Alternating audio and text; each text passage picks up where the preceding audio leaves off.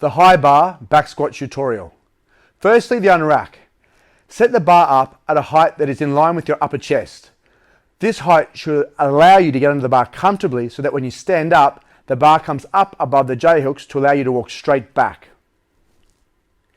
If you need to get onto your toes, the bar is set up too high.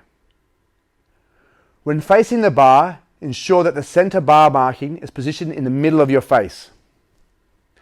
Position the hands just outside the shoulders.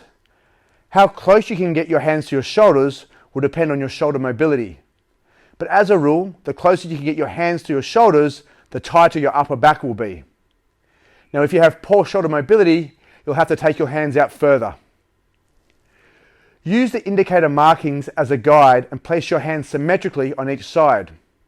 You don't want one hand further out than the other or closer than the other, and this will cause you to be unbalanced. We need to maintain balance. Walk under the bar and position it on your upper traps, ensuring the center of the bar is in the center of your spine. Position your feet in a squat position so that they are slightly turned out at 5 to 10 degrees. Take a firm grip on the bar and position your elbows underneath it. Pull down on the bar to create tension in your upper back and lats. Now take a deep breath in and fill your abdomen with air. This should feel like you're expanding your midsection 360 degrees around. Imagine filling up your whole diaphragm and not just your lungs. Once your abdomen is full of air, squeeze your abdominals tight, locking down your rib cage. Now maintain this tension, stand up and walk the bar back, taking 3 small steps only. The key here is to maintain the pressure in the core that you have created in the previous step. Now onto the squat.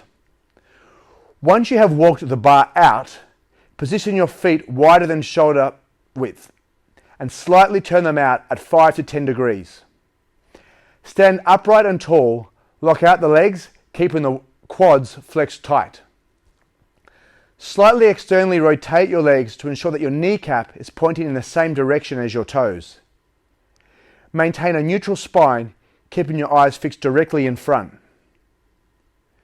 Now, like in the unrack, take a deep breath in, filling out your whole abdomen 360 degrees around, and then brace your core, locking your ribcage down with your abdominals. The best bar path for a squat is to keep the barbell in a straight line over the midfoot from start to finish. Now, in order to do this, you want to break at the hips and the knees simultaneously, whilst keeping your weight evenly distributed in the foot and your torso as upright as possible. Slowly descend into the squat, counting your eccentric tempo in your head. This is usually 3 to 4 seconds. Ensure the knees travel 1 to 2 inches over the toes. A complete range of motion is where the hamstring is covering the calf in the bottom position. Do not pause at the bottom unless specified by your given tempo. When you have reached the bottom of the squat, maintain the core brace and lat tightness, keeping the downward pull on the bar. Drive up and spread the floor with the feet by externally rotating your legs and pushing outward against the floor. Breathe out through tight lips as you ascend to the top of the squat.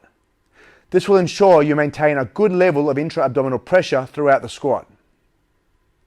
Now take your time at the top and re-brace, re-breathe and repeat all previous steps for the next rep. And lastly, the re-rack.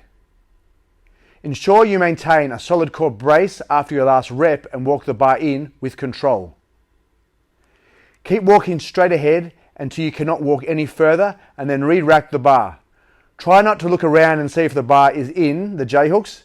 Just walk them in as far as possible and then you know you are safe to unrack, or re-rack I should say.